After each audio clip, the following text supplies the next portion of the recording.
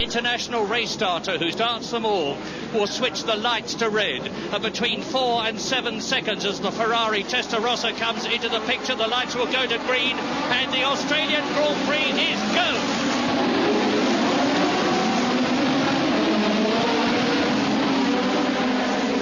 It's a magnificent start for Nigel Mansell, but Alan Jones is left on the grid. Alan Jones has stalled his engine and has failed to start with the rest of the field, and there he is getting away. But Nigel Mansell went through from second position on the grid, and now Ayrton Senna is right up with him. Keke Rosberg is third, Alboreto is fourth, and off goes one of the Williams, and it looks like Keke Rosberg to me. But no, it's Nigel Mansell's gone off. Keke Rosberg is in the lead on the first lap. Senna is second, Alboreto third, Prost, then Gerhard Berger in the arrows, then Nelson Piquet.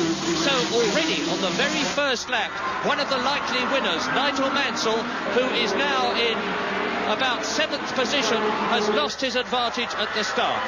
Now they're coming up towards Stag Turn and up towards the fastest part of the course as they go down from Brewery Corner into the Decaturville Straight. Well, a very clean start. There was a certain amount of anticipation of possible trouble through the first corner as it was such a tight corner so close to the grid, but they all got through, and then we saw Ayrton Senna really try and take Mansell by surprise, which he succeeded in doing to the extent that he got a bit scrappy up front.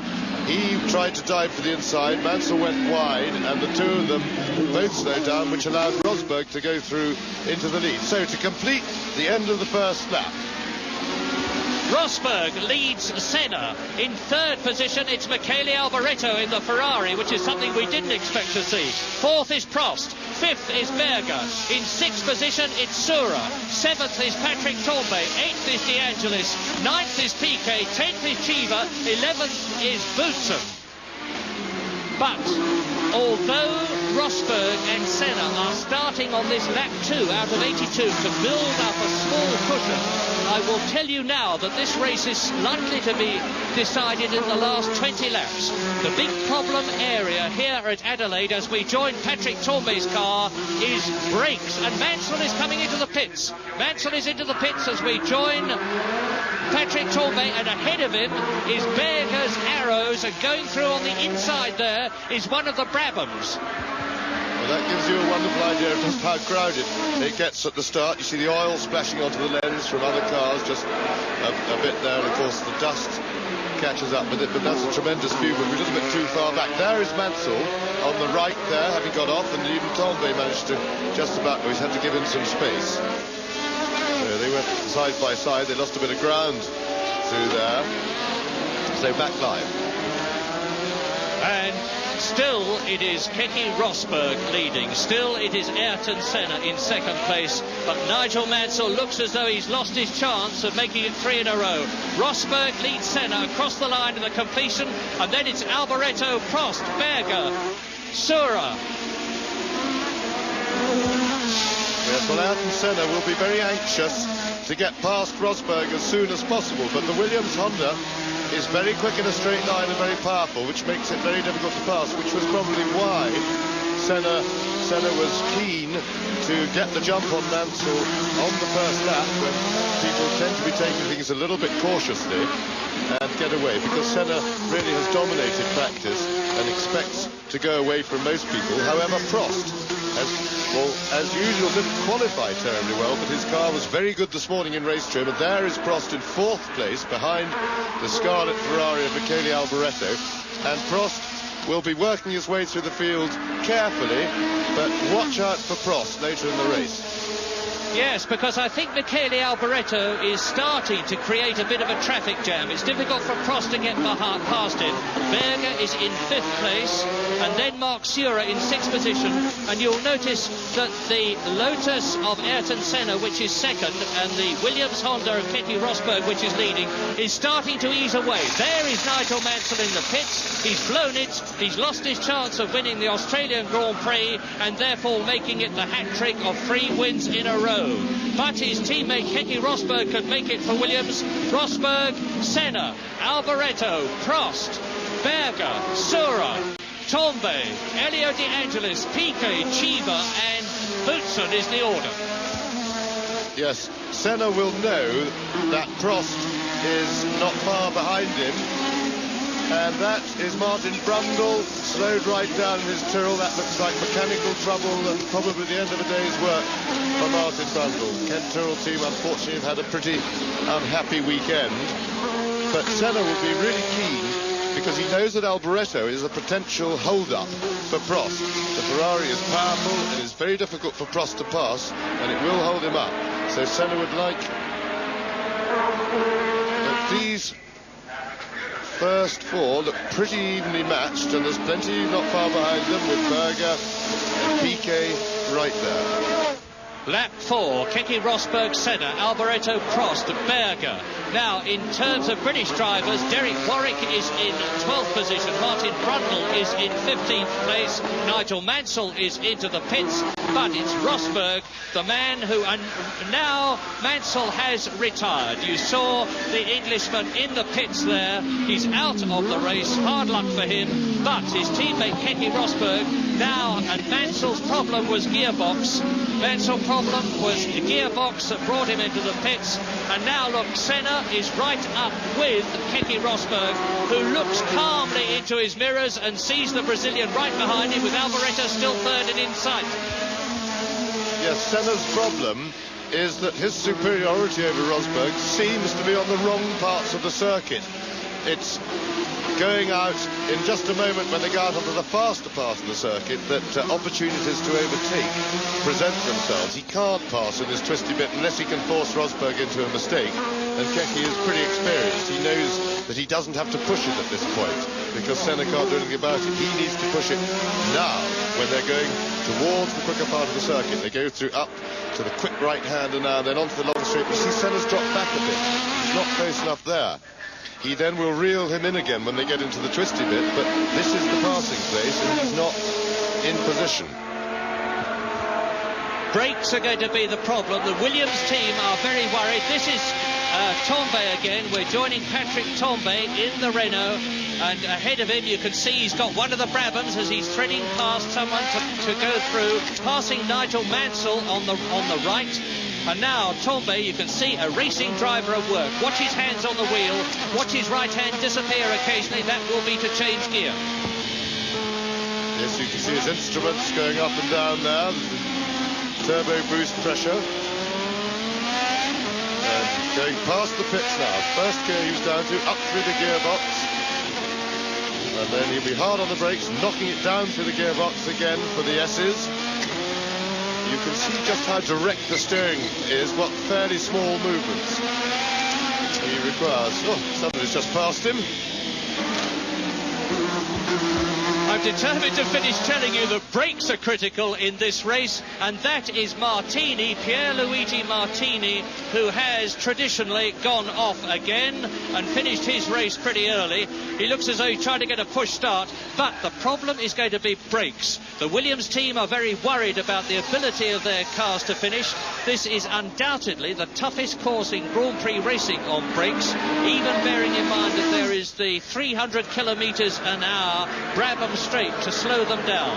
And now you can see that on lap 6 in this 82-lap race, Rosberg with Senna. Alboreto still pretty close to them in third position, going through and taking Martin Brundle, who is limping back to the pits. Keke Rosberg, 1:26.9, the fastest lap so far. Apparently, I've just heard there is some discussion amongst the race organisers about whether Elio De Angelis departed the grid from exactly the right position. However, that's all we know is that there's discussion. All we know at the moment, we'll obviously keep you posted. There may be some sort of penalty for De Angelis if he got on in the wrong position. Now, this is where Senna has closed right up again, but Senna needs to be this close in about 4 or 5 corners' time when they go onto the straight. And even then, I doubt whether he can actually pass the Williams Honda, because the Williams Honda is very quick in a straight line. Senna is using carbon fibre brakes, which are unlikely to last as long as the steel brakes that Keke Rosberg is using. That could give the Finn an advantage later on in the race, but it's not giving him an advantage at the moment. Senna's straying right with him. Third is still Alboreto. Fourth is still Prost. Fifth is still Berger. Mark Surer is in sixth position, and I will tell you that Eddie Cheever has come into the pits where he is now with Martin Brundle.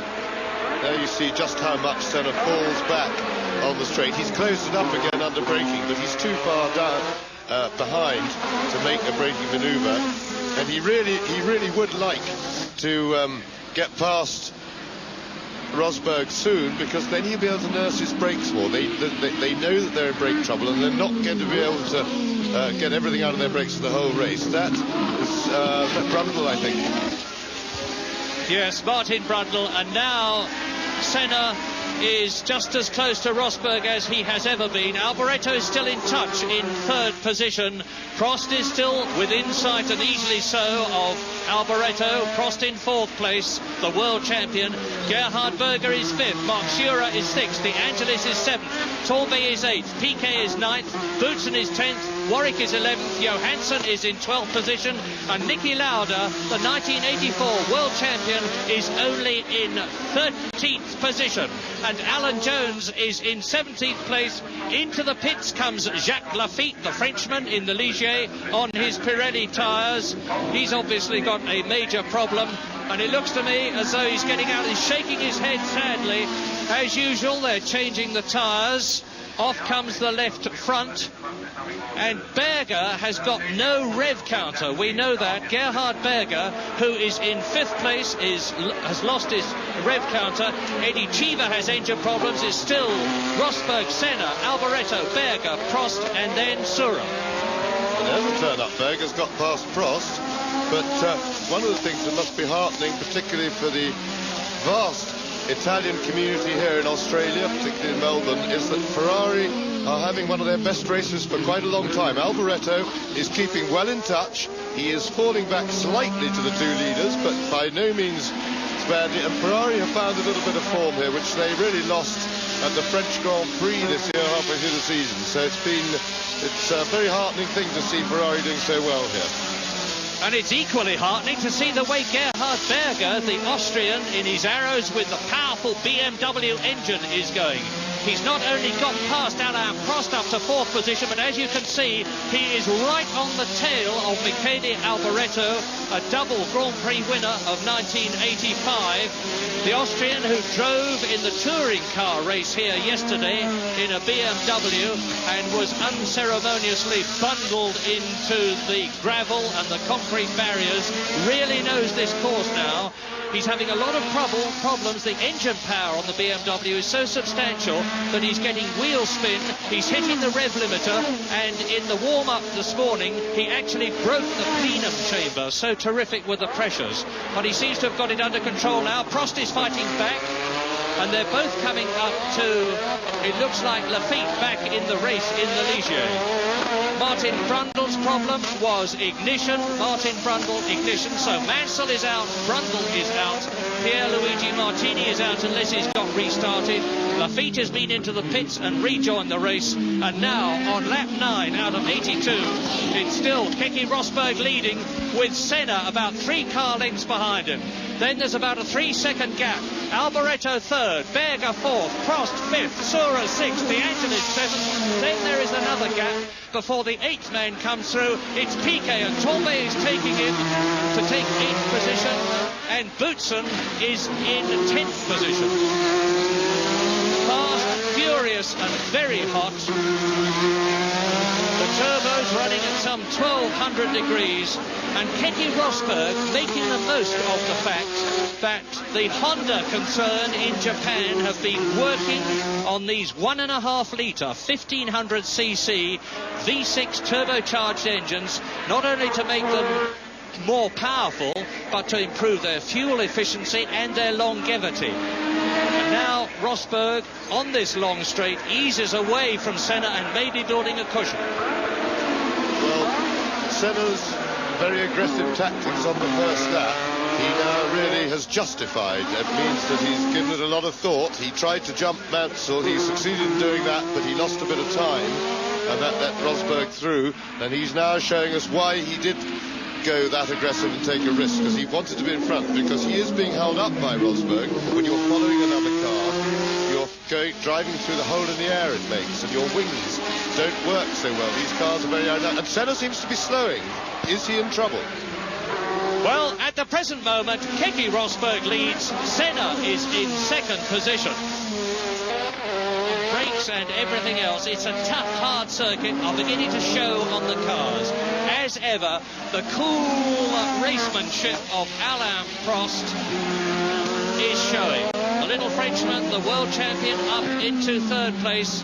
Up into fourth place is Sura.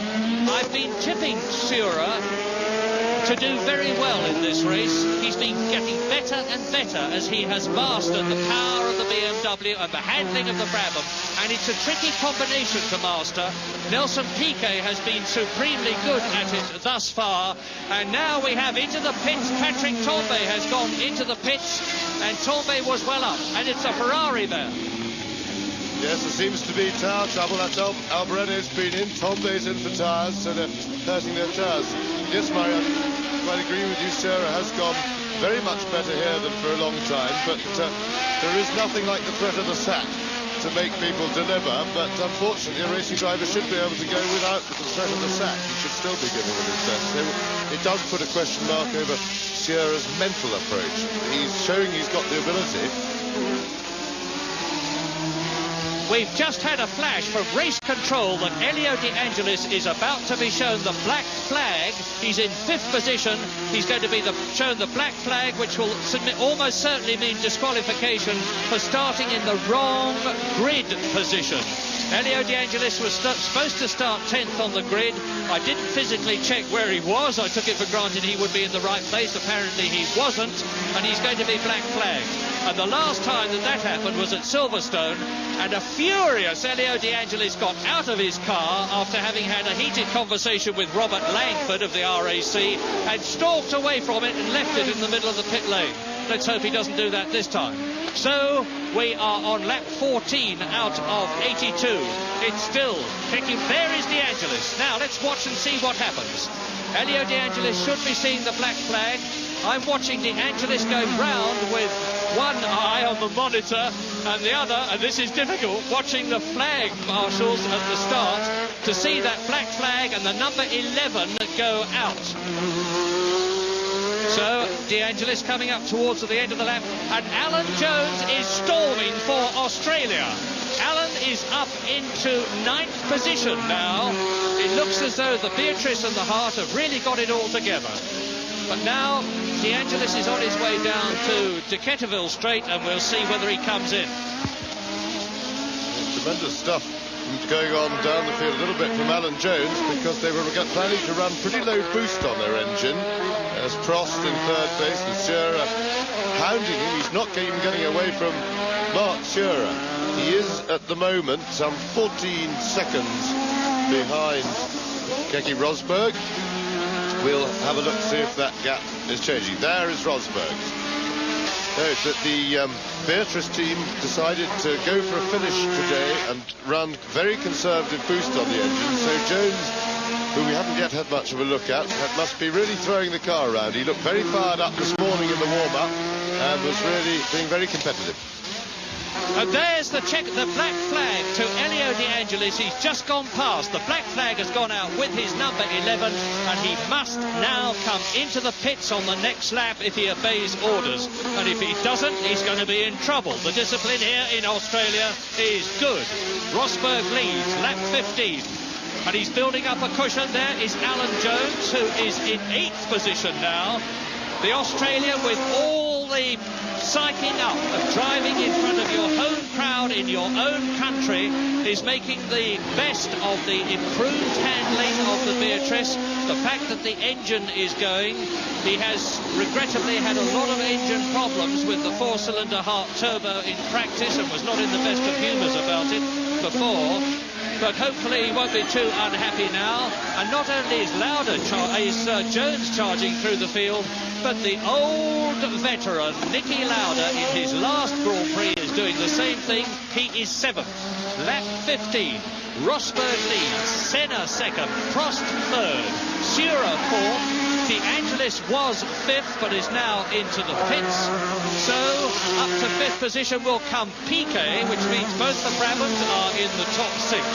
Behind Piquet, Niki Lauda, and then behind Niki Lauda is Alan Jones.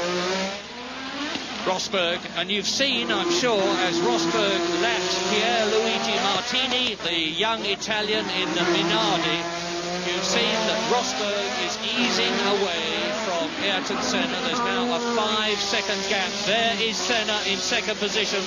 Prost behind him in third place, but not in sight of the Brazilian yet. Yes, and look at Senna's right front tyre. It looks a little bit marked. And I have a feeling that Senna might be in a little bit of tyre trouble. It looks like he may have a blister. Look at the middle of the tread on the right front tyre. It should be shiny right the way across, and it's not. So Senna, that would explain why Senna was climbing all over the back of Rosberg for a bit and then started to drop back. He's got a little bit of a problem with his tyres. And Alan Jones is in fact catching Niki Lauda, so he must be very pleased indeed. This is far away the best showing, and I'm not sure that Rosberg's tyres look that healthy to me when we get a close look at him.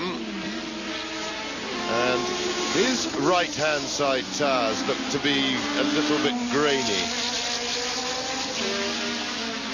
It certainly seems that there's been unexpected amount of tyre trouble already in this race. 5.5 seconds between the race leader, and there is Nelson Piquet out of the Australian Grand Prix. Nelson Piquet has finished his last race for Brabham on foot. And Rosberg, that you're looking at, leads Senna by 5.5 seconds now. Prost in third place, Sura fourth, De Angelis will be coming into the pits, which will put Lauda up to fifth position, and Alan Jones into the World Championship points for the first time since he retired. There is Alan Jones starting another lap, and I'm waiting now to see Elio De Angelis. The black flag is still being readied for him in case he missed it on the previous lap. But Sura goes through. De Angelis now in fifth position. Lauda is sixth. Jones is seventh, but that's still allowing for De Angelis being in fifth place. But into the pits now comes Piercarlo Ghinzani, the Italian in the Toleman, for a new set of Pirelli tyres. The pneumatic hammers go for it, the wheels and tyres go on, the jack is away, and that was a very good pit stop by the Toleman team. Ghinzani sprints out of the pits, and on lap 17, with a long way to go, it is still Keke Rosberg. He's got a 5.5 second cushion now over Senna, and look at this, Tambay with one of the Ligiers in front of him. French driver in the Renault chasing a French driver in the Ligier, and the French driver is either Jacques Lafitte or Philippe Streff, and straight past him goes Tambay. Tambay now has got ahead of him. He's passed it was Philippe Streff, and now Tambay is catching Alboreto in the Ferrari. And that was a marvellous view of an overtake, of an outbraking manoeuvre. Tambay was closing on him on the straight, got himself into position, went for the inside and jumped him. There they are, of course, looking at them from outside. Now back inside Patrick's car. And he is chasing Alboreto now, I think. Trying to recognise that back view because the lens has got a little bit dirty, but the technical problem has been much improved at Brands Hatch. The last time it was used, it is Alboreto in front of him. He went a bit wide. Now that was a mistake from Tombay. He didn't make the apex of the corner. He would have lost a little bit of grip, a little bit of time. But he is going quite well. Further up the field, Alain Prost is keeping the gap almost exactly the same all the time with Keke Rosberg, so they're lapping at very similar times, but he is some 14 seconds behind him, so he's going to have to start eating into that a bit. They're holding each other. And all the time, Keke Rosberg that you're looking at on lap 19 is easing away from Senna. The gap is now 6.5 seconds, and unless something happens to the Finns Williams Honda, it looks as though he's built up enough of a cushion. particularly bearing in mind the fact that we're worried about whether or not Senna's carbon brakes will go the distance. But now Sura, with the disappearance of his teammate Nelson Piquet, is charging. He is up to third position. You look at Rosberg, who is leading in the Williams Honda. You know that Senna is some 6.5 seconds behind him. I will tell you that Mark Sura in the Brabham BMW is ahead of Prost, who therefore goes down to fourth position. And I haven't seen Elio De Angelis at all. He's either having a fit of sulks and hiding round the back of the circuit somewhere, or has broken down, because they're still waiting to show him the checkered flag. But I suspect he is just quietly bumbling round to avoid walking back to the pits in this 30-degree heat. There's Lauda, well up into the points now. Yes, Sura going so well under the front of the sack is past Prost, and the pair of them are catching Ayrton Senna. Ayrton Senna has just gone past the pits in second position, and I've got a stopwatch running on Mark Sura, who's in third place, and note this, the gap between Senna second and Sura third is 8 seconds, and it was some 9 seconds. So Sura in third place is catching the man you're looking at, and there is De Angelis into the pits. Yes, and he's been a naughty boy, because he's been 4 laps he stayed out there with ignoring the black flag, and I strongly suspect he's heaping a little bit of trouble on his own head. So there may be a big naughty boy affair for De Angelis, and I have to do sympathise with him. Out of the car he gets. Now, I don't know whether that's problems or because he just decides I've had enough. That's it, finish, out. So, Alan Jones now into the pits. What a pity. He was in 7th place. Alan Jones within a whisk. No, he shakes his hand sadly. He must be absolutely dejected, because it looks as though he feels his race is finished. Yes, we saw some flames out of the back of the car just now, Murray, when he was going around, and it may be a blown turbo or something like that, I suggest. Of which he's had a few since he started to make his comeback at Monza for the Italian Grand Prix. And it seems from the rather leisurely atmosphere in the Beatrice pit that all is lost. He's right opposite me as I talk to you. And as you look at Keke Rosberg, I can tell you that the engine cover is off Alan Jones's Beatrice. The mechanics are looking at the back of the car, which tends to confirm, I'm sure, what James has just said. It's likely to be a turbo problem, not a heart engine problem, but a turbo problem. And so now, lap 21, with 61 laps to go. Jones seems to be out. Elio De Angelis is out. Piquet is out. Alboreto has been into the pits. So has Lafitte. Martini has spun off. Martin Brundle has stopped. And Mansell stopped at the beginning of the race. They've got to cover the rear. The person who's leading things tends to slow people down. And what it means is they're losing ground to Senna and Rosberg in front of them, because of course the pair of them fighting goes slower than if each of them were on their own, going flat out with only the speed to concentrate on, because remember, they're covering their rears and there are tactics involved. Now, the Drivers' World Championship is settled. When this race started, the constructors hadn't been. And McLaren, who are currently leading by 10 points from Ferrari, are in a strong position, because Alain Prost is 4th, his teammate Niki Lauda is 5th, and Alboreto, the leading Ferrari driver, because Johansson is 12th, Alboreto is in 6th position. So, at the present moment, McLaren are in the position of adding 5 points to their championship level, whereas Alboreto for Ferrari is only going to add 1. And there is no doubt at the moment that McLaren, having got their second Drivers' World Championship in 2 years with Prost and Lauda, the man you're looking at, are well in the running to get their second Constructors' Championship. by beating Ferrari again.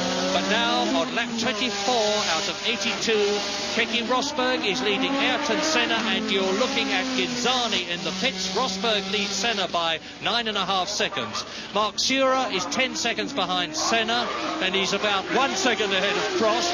Niki Lauda is 5th, 17 seconds behind Prost. Alboreto is 6th, Streff 7th, Boutsen 8th, Capelli 9th, Warwick 10th, Berger 11th, and Johansson 12th. So just looking at another facet, being a street circuit, this race is 193.5 miles, and of course, if it takes longer than 2 hours, it will be stopped at 2 hours rather than 82 laps if they haven't been completed. Now, at the present rate of progress, it's not going to make the 82 laps. However, bear in mind that Surer's right front tyre doesn't look at its very best. Bear in mind, of course, that they go faster in the second half of the race because they have less fuel on board. The cars get considerably lighter. And this battle for third is really raging. And there goes the leader, Keke Rosberg. I'd like to have a look at his tyres. See if they're marking up. They look all right now. It is possible to see with the naked eye if there is a tyre problem because the tread marks visibly. No, they look pretty good now. Rosberg, and he's in the happy position of having a comfortable lead, some 9, nearly 10 seconds, and that, of course, means he can look after his tyres. He can drive the car carefully, not slide it about too much. And at the current pace we're going, it's going to be absolute touch and go. We're going to complete 82 laps just about at 2 hours. And as you see, Alain Prost there is ahead of Surer. He's moved up into third position. The Frenchman, the world champion in the McLaren, is in third place now, some 9 seconds behind Ayrton Senna. So Williams leads, a Lotus is second, a McLaren is third, a Brabham is fourth, another McLaren is fifth, and a Ferrari is sixth. Well, that's Surer. He didn't go to the pits that time. I think he is in a little bit of tyre trouble. And a new fastest lap from Rosberg. But Surer is driving a little bit strangely because he, having passed Prost, he immediately slowed them down.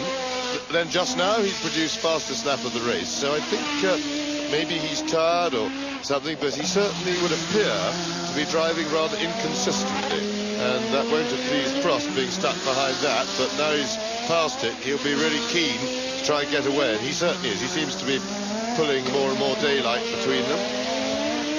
And to show you how international Grand Prix racing is, as you look at Mark Surer in the Brabham BMW in fourth position, it is a Finnish driver in the lead, it is a Brazilian second, a Frenchman third, a Swiss fourth, an Austrian in fifth place, and an Italian, Alboreto, in sixth position. How international can you get? And it's all happening here at Adelaide in Australia. An absolutely magnificent race, and it looks as though Keke Rosberg is indeed on target to go out on top for Williams by winning his second Grand Prix of the year. We've got so used to this ebullient Finn finishing in winning only one Grand Prix of the year. Alan Jones into the pits yet again. He was in 20th position when he pulled off, but it looks as though his race is virtually over. And Ayrton Senna is still in second position, but the gap is increasing all the time. And the gap between Senna in second place and Prost in third position, that's between the Lotus and the McLaren, is 9 seconds. And Prost is easing away from Surer. So I wouldn't be at all surprised to see Surer come in soon to change his Pirelli tyres. I think you'll find that the chase to Rosberg is now on for Prost. Prost, having dealt with the Surer problem, I think you'll find is catching both Senna and Rosberg, but it's early days yet. We will keep a close eye on that gap. This is Ayrton Senna that you can see, and I'm going to put a stopwatch on Keke Rosberg, and checked the gap between himself and Prost, which was 19.5 seconds, and we'll see whether indeed the Frenchman, Prost, in third position, is catching the Finn, Keke Rosberg in the lead. And if so, it's going to be a fascinating race. Derek Warwick, the Englishman, is up to 9th position. Keke Rosberg has just completed a lap. There's the man in 2nd place. And Prost, we've just had a message that Prost is in trouble. Yeah, what happened? My engine stalled on the warm-up lap, and according to the rules you cannot make up position, and I lost position, and I make up position. I mean, I just get back my starting grid position, and unfortunately the rules say that you are disqualified. But it's amazing that it took them 18 laps to realize that. So I mean, I was risking quite a bit to be penalized.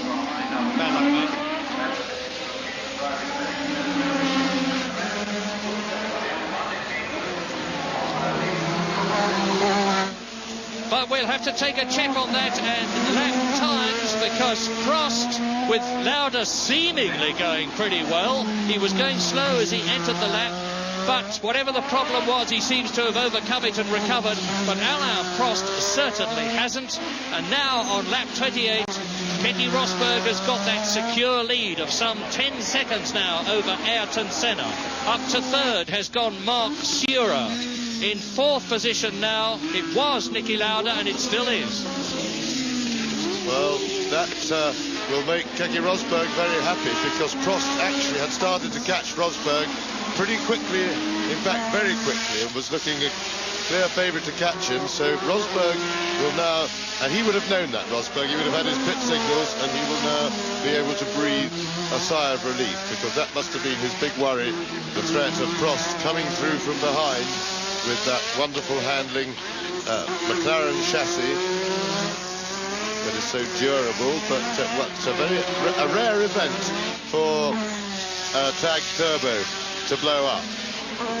However, their second string is still out there. Lauda is up to 4th place, but I don't think that Niki is going to make much impression on leader Rosberg or even on Ayrton Senna if none of them have mechanical trouble. And Rosberg really now looks very settled. I think he's looking after everything, and he's well on top of the situation.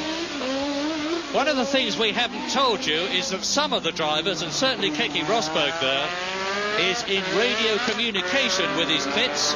He can talk to the pit personnel and vice versa, and it is absolutely sure that they will have given him the heartening message, Prost out. Well, you could see oil on the track then, on the 9, and you could see just before it at the end of the straight those yellow and red striped flags, which are oil flags, and that would undoubtedly have been from the blown engine in Prost's car as it flew. But Prost has put a bit of oil down on the circuit, and that probably tells you what it's done to the lap time. Rosberg was lapping in the mid-25s, and suddenly it's gone out to over 1 minute 28. So that starts to make our 2-hour rule possibly come into force again. On lap 30 out of, we imagine, 82, Keke Rosberg has lapped everybody up to the 8th man, Derek Warwick. It's Rosberg that you're looking at leading. It is Senna in 2nd place, but the gap between Senna and Rosberg is only 7.5 seconds now. It's closed. It may have been because Rosberg, in lapping slower men, was held up, or it may be because Senna there in the yellow helmet is charging. But anyway, the gap is closing. Surer is 3rd, Lauda is 4th, Alboreto is 5th, Streff is 6th, Boutsen is 7th, Warwick is 8th, and then Capelli, in only his 2nd real Grand Prix for Tyrrell, is in a fine 9th position but has been lapped. Lafitte is 10th, Berger is 11th, Johansson is 12th, Farby is 13th, Rotengatter is 14th, Prost, of course, has retired, as have Martini. Ginzani's been into the pits. Patrese is out. Tombe is out. Alan Jones is out. Piquet is out. In fact, there are, as is not unusual at this time in the race, comparatively few runners left out of the 25 who started, but the ones that are left are certainly raptly holding the attention of this enormous crowd. Back to Murray Walker and James Hunt. So with Patrick Tambay out of the race, it will be Derek Warwick. And it is Derek Warwick, and ahead of Warwick is Boutsen. Now, and Senna is right with Rosberg. 1.72 seconds is the gap on lap 33. Now we're going to see a battle royal, because Rosberg will know that Senna is there. He will have had a signal. He may have even been told on the radio. And his problem is that he's got to get past Warwick, which he's done. He's then got to get ahead of the car in front of him, which is Boutsen, and keep Senna back at the same time. That wide slide there by Senna was a bit of inexperience. He's pretty complete, but it just shows terrifying prospect for the opposition that the best of Senna is still to come. He attacked when he shouldn't have done then, slid wide, lost a bit of time, done no harm of course, but it was just an unnecessary mistake, and it was attacking at the wrong moment, because he couldn't pass the Renault at that particular point. However, he's lining up to get past him. He may be able to come at them on the brakes here at the end of the straight. He's got one. He's got the arrows as well. So Senna has cleared the problem. He now has only Rosberg to deal with in the immediate future. Jackie Stewart, who's forgotten more about Grand Prix racing than most of us know, said yesterday that in his opinion, Ayrton Senna was about 2 years off his prime. If that's so, it's a pretty terrifying prospect for all the rest of them. And the gap now, which is almost visual, is 1 3/4 seconds. That's the man who's in second place, Senna. Mark Schurer is still there, but 28 seconds behind the leader in third position. Niki Lauda is fourth. Alboreto is fifth. Streff is sixth. And now the leader, Keke Rosberg, has lapped everybody up to Philippe Streff, who is in sixth position. And that's a superb performance by the Frenchman. For Senna, he's got a little bit of paper in the left-hand radiator, his left-hand side of the car, the right-hand side as we look. I saw a bit of paper flapping around. It's disappeared for the moment. If it's gone into the pod and against the radiator, that could cause an overheating problem. So, it was a big mistake from Senna. So, that certainly would be what Jackie meant, because in 2 years' time he won't even do that. That will please Rosberg, because he's pushing very hard. But the way he's caught Rosberg, there isn't a hurry. So, bad tactics by Senna. Here we see it again, right up on the curb, and he could have damaged the car, because he really gave it a big bouncing over that curb. Now, it remains to be seen as to whether Senna has got himself into trouble if he's damaged any of the suspension on the car, because they really aren't designed for that sort of fun and games. I think that Ayrton Senna has got brake problems. We were expecting that. You can see the paper in the pod, but he's going to overheat. That is absolutely for sure. That's what happened to Keke Rosberg at Detroit. He had to come in and have the paper removed from the pod, which was blocking the radiator, but still, of course, won the race. But I think Senna's got brake problems. I think that's why he overshot. I don't think it was a driver error. He's got these carbon fibre disc brakes, and they're less likely to last than the steel ones. Yeah, this is where radio communication can help if you've got it, because in Senna's case, there's a very, very good chance that he won't know that piece of paper in there. Now you get a feel for the acceleration of the car as we look down on them, and now boosting it up onto the main straight and getting up to 300 kilometers an hour, which the helicopter can't even keep up with. I see him going away from the chopper. However, the problem is with that paper in the radiator. There's no reason why Senna, he can't see it from where he's sitting, but he may see his temperature gauge going up. So the pit can ask him, is your water temperature all right? If it's not all right, they know the problem. They'll just give him an in signal, quick, come in, they'll rip out the piece of paper, very quick stop, and he's on his way again. But they've got tyres ready for him there in the pits as well. So they may just call him in, but they really don't want to call him in unless he's overheating. If that bit of paper is only covering probably about 10% of the radiator area, so it may not be enough to cause overheating.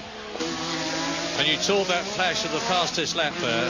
So we've now got a really dramatic situation on lap 36 with 46 still to go if the race goes the full distance. Ayrton Senna still the fastest man on the lap in the race, 1:24.3. so his problem isn't slowing him. And now Rosberg has got Hub Rotengatter, the Dutchman, in the Osella in front of him, and Senna is starting to claw back the increased gap which resulted from his going off. It would seem that his bumping over the curb has not affected yet the suspension, but might well do. There might be a fracture there which could cause a problem later on. But anyway, on lap 36, Rosberg leads. You can see how close to him Senna is. Sura is third, Lauda is fourth, Alboreto is fifth, Streff is sixth. Those are all on the same lap. Seventh is Warwick, he's been lapped. Boutsen is eighth, Capelli is ninth, Lafitte is 10th, Berger is 11th, Johansson is 12th, Fabi is 13th, and Rotengatter is 14th, and then Martini, of course, who's 15th officially, is 4 laps adrift and out. Yes, and that was a neat, polite little bit of letting through by Hugh Rotengatter then. He saw Senna coming. As soon as he was in the way, he stepped neatly out of line and joined in again back onto the racing line. Into the pits comes Gerhard Berger. There he is in... No, it's Boutsen. It's Boutsen. Very difficult to tell them at a quick glance from their helmets. Thierry Boutsen into the pits. 8th position, so it's bad luck for the Belgian. Meantime, the remorseless, super cool Keke Rosberg, with turbo flame stabbing from the rear of his Williams, goes on his way, keeping ahead of the yellow helmeted Ayrton Senna in the black and gold JPS Lotus Renault, and the gap is 3.3 seconds. It was down to about 1.4 when Ayrton was at his closest. The Brazilian that you're looking at has had an incredible season. He's won twice at Portugal and Belgium. He's had 2 second places, 2 third places. He's been on the front row of the grid 10 times. But his record has been destroyed by the fact that he's had to retire 9 times. As a matter of interest, Martin Brundle is back in the race. Martin Brundle, who disappeared so long ago, has restarted after having what looked like a fairly major rebuild in the pits. And his teammate, Ivan Capelli, the young Italian from Formula 3000, is in 8th place, only 1 lap behind Rosberg, which is a real credit to the young Italian, who's the star of tomorrow, I feel sure. You're looking at a star of today, Mark Sura, Brabham BMW, 3rd place. Yes, and Sura really has dropped back out of contention for the lead, where the battle between Rosberg and Senna rages up front. He's over half a minute behind that battle and is falling back into the clutches of Niki Lauda. He's 9 seconds or so in front of Lauda, so Lauda has been, well, I think more accurate to say that Sura has fallen back. Lauda, in fact, is keeping up with the speed of Rosberg. The gap, he's some 42 seconds behind Rosberg at the moment, but he's been between 40 and 42 for some 15 or 20 laps now. So Lauda is on the pace of the leaders, but of course starting from that grid position, that was how he got so far back. Just put yourself in the position of Sura. He is driving at some 300 kilometres an hour down what will look like to him a concrete tube with the barriers on either side. The cars have got very hard suspension, so his spine will be hammered. The noise will be terrific. The heat will be enormous. The temperature of inside the cockpit can, on really hot days, be as much as 150 degrees. I'll say that again, 150 degrees. And the sweat pours out of the drivers. The weight loss is enormous. Unless you are truly fit and have superb stamina, you can be worn out long before the race finishes. And Rosberg is now coming up to lap Michele Alboreto in the Ferrari, who is in 5th place, as Sura crosses the line in 3rd position, 36 seconds approximately behind Keke Rosberg, the leader. So Sura again is going to have done better than his teammate Piquet. Not that that will worry Piquet, because Piquet has now finished with Brabham, and he and his car designer, the brilliantly gifted Gordon Murray, parted company on the nicest possible terms in South Africa, when Gordon Murray, a South African himself, said, "I will not be going to Australia. because Gordon is working on a very advanced and new Brabham BMW to be driven by we know not whom, but we think Elio De Angelis and another. And there's somebody hidden in the fire there. I don't know who it is. It's Martin Brundle's car. Martin Brundle's... or is it? No, that's not. That's an Arrows from the look of it. In which case it's either Boutsen or Berger. We'll have to ident that later for you, and we'll certainly be able to do so on the lap chart. But Martin Brundle is okay. That was a misidentification for which I apologise. But it's certainly an Arrows underneath the foam. And another gold medal, a 10 out of 10 for the organisation here at Adelaide. It's Boutsen. That is Thierry Boutsen walking in, and heaven be praised, he is obviously perfectly all right, but is very much out of the race. Senna and Rosberg, look at this, we're back with the battle for the lead on lap 40, which is 1 lap short of half distance.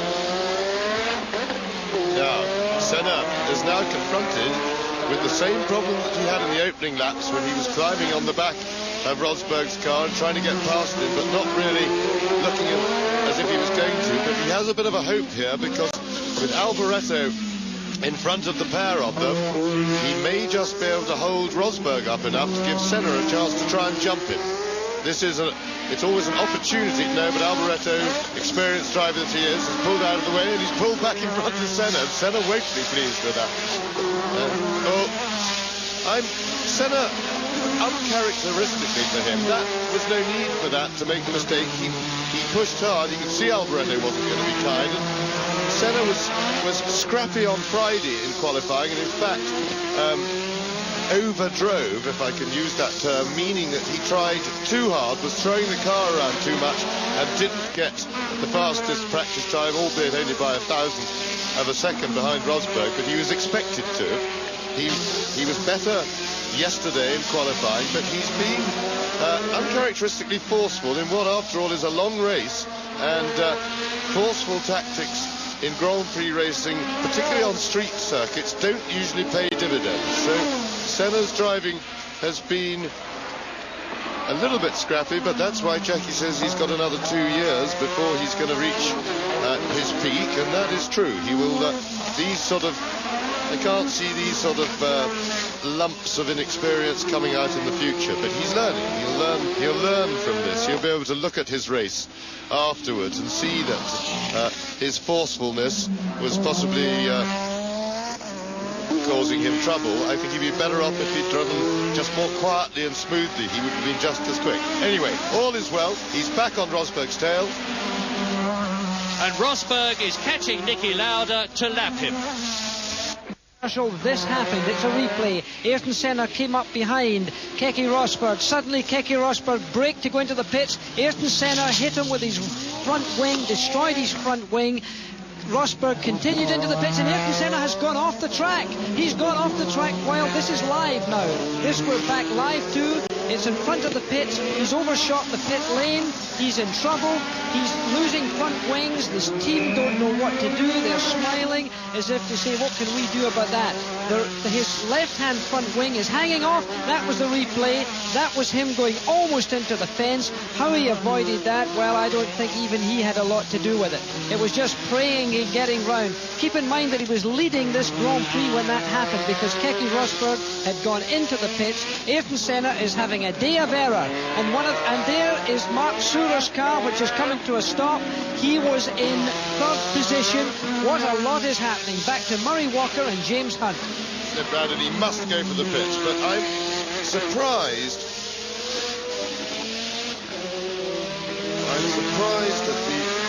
At the really bad thinking race that Senna is doing. Mark Sure out of the Australian Grand Prix. So let's take a cool breath and reconsider what has happened in those superlative 2 laps.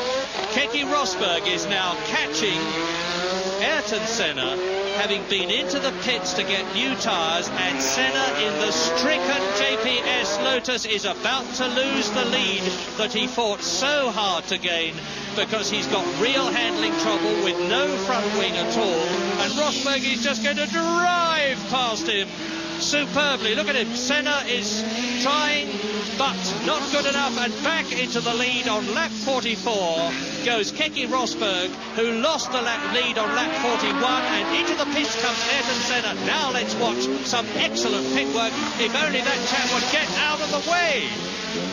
Move! So there we are, Steve Hallam, the race engineer, talking to Ayrton Senna, and this young man is very, very cool, but look at the time he's losing. 15 seconds, 16 seconds, 18 seconds, coming up to 20 seconds. This has lost the race, I predict, for Ayrton Senna.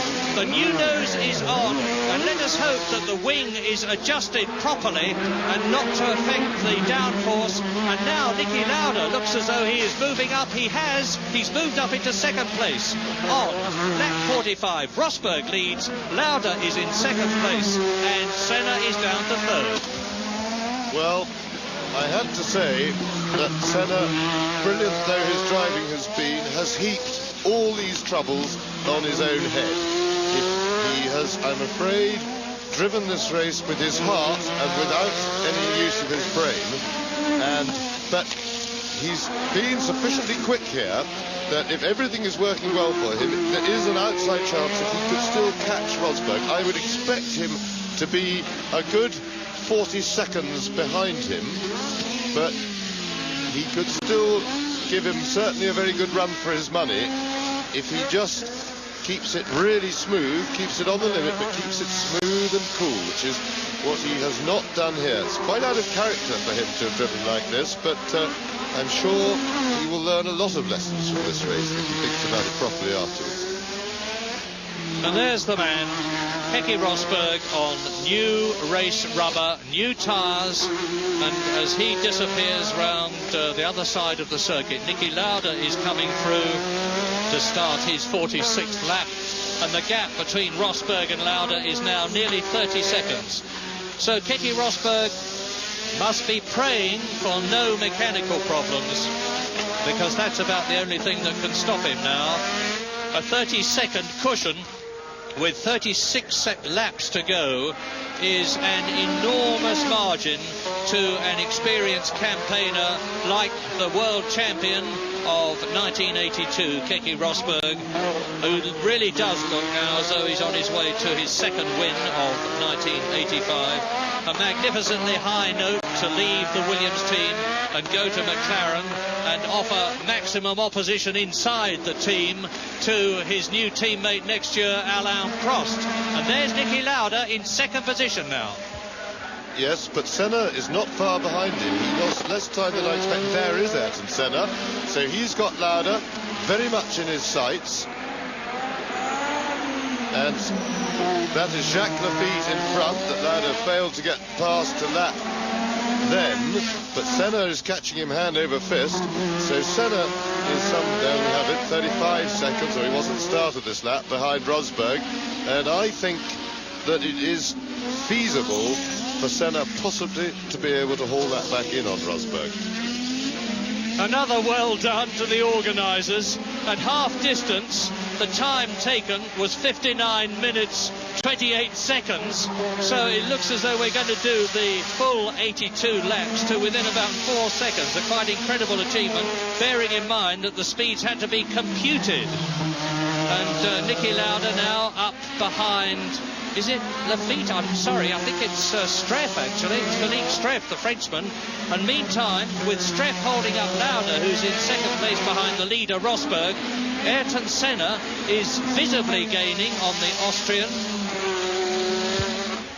I should point out that Senna, as I say, was heaping these problems on himself, and the last decision, which was not to go into the pits immediately once he knew he'd lost a front wing and had already slid wide at several corners with a handling problem, that alone, by having to do another lap with no front wings on, plus the excursion, would cost him somewhere between 10 and 15 seconds on the road. So had he got in straight away, he'd never have been behind these two. And also, of course, he would have been in much better range to take a shot at Keke Rosberg. So Senna's relative inexperience has suddenly all come out at once. We haven't seen this side of him before. Now, you know who the first three are. Rosberg, Lauda, Senna. You can see Lauda and Senna in your picture now as they come through to complete their 47th lap. But in fourth place is Michele Alboreto. Fifth is Derek Warwick in the Renault, and he hasn't been up there for a long time. And Senna has got ahead of Streff. In sixth position is Jacques Lafitte in the Ligier. Seventh is Capelli in the Tyrrell with a fine drive. Down to eighth goes Streff. Ninth is Gerhard Berger. 10th is Johansson in the Ferrari. Roten Gatter, 3 laps adrift, is 11th. Mark Schurer, of course, is out of the race but was 4 laps behind. Is 4 laps behind now. And Ayrton Senna is trying to catch 3 times world champion Niki Lauda in his 171st Grand Prix. Lauda, that is. 25 wins behind him, being chased by the man with 2 victories behind him, Ayrton Senna. Continues as it shows every sign of going to be, as we look across at the Mount Lofty ranges, to be superb. Glorious visibility, magnificent heat, the haze shimmering off the circuit of parts, and Keke Rosberg is on his way. This is lap 49. Yes, and looking at the way Senna is struggling to catch Lauda, I think probably with all the bumping and banging around, that his car isn't quite in the same top form that it was before, and who can blame it? Senna remains to be seen. We'll watch that gap if and when he can get past Lauda, but that seems a big enough problem for him right now without worrying about Rosberg out ahead. Rosberg, of course, will know from his pit the gap, the relative differences, and is in a happy position of being able to control the race from the front. And 3 out of the top 6 are in their last Grand Prix in one way or another. Rosberg, the leader, is in his last Grand Prix for Williams. Lauda in the red and white McLaren is in his last Grand Prix before retirement. Derek Warwick in 5th position is in his last Grand Prix for Renault, and we wonder whether he's going to get a drive next year. Incidentally, while you watch the battle for second between Lauda and Senna, I will tell you that it has been officially announced that the Tollman team are going to use German BMW engines next year, and that Teo Fabi has re-signed for the team, which will be known as the Benetton team next year. Niki Lauda, this is pre-recorded just while we were in commercial. He tucked in behind him on the main street, he came alongside him, and he did him under braking. So Ayrton Senna has climbed up the slippery ladder that he's been on all day. He's got himself back into 2nd position.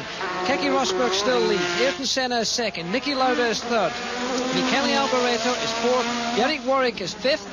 And we'll go back to Murray Walker and James Hunt. Now the gap to come back. It's a question of whether Senna can actually catch him when Rosberg is trying that out. So we will watch and wait and see.